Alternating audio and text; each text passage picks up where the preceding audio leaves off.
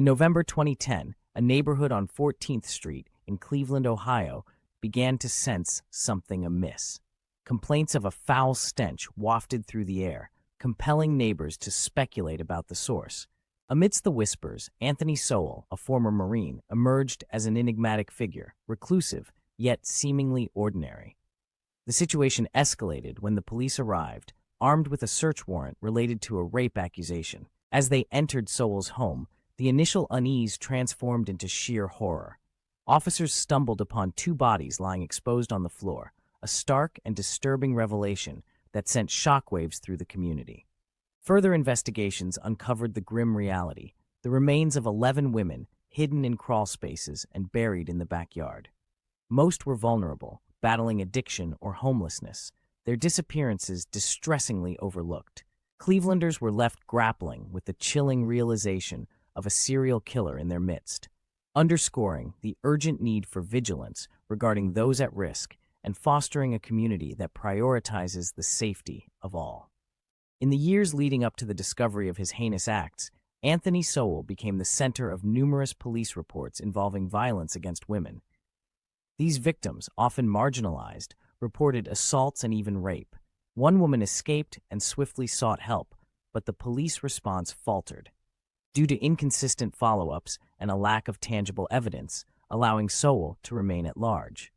In another instance, a victim was dismissed as unreliable solely because of her drug use, further illustrating the shortcomings of the system designed to protect the vulnerable. Sowell's method was disturbingly effective. He lured women to his home with promises of alcohol or drugs, overpowering them once they arrived. After committing his unspeakable crimes, he concealed their bodies within the decaying walls of his residence, a chilling secret that festered within the community. The stench emanating from his home was overpowering. Concerned neighbors repeatedly alerted city services. Yet, officials attributed the smell to nearby factories, failing to investigate further. By the time law enforcement finally secured a warrant in 2009, it was tragically too late for many. The community's outrage was palpable, not only towards Sowell, but also at a justice system that failed its most vulnerable. The community's outrage was palpable, not only towards Sowell, but also at a justice system that failed its most vulnerable. In 2009, Anthony Sowell, later known as the Cleveland Strangler, was arrested for the heinous crimes of multiple murders, rape, and kidnapping. His actions sent shockwaves through the community and the nation, leaving many in disbelief. Fast forward to 2011, and the courtroom was filled with the raw emotions of survivors and the families of victims.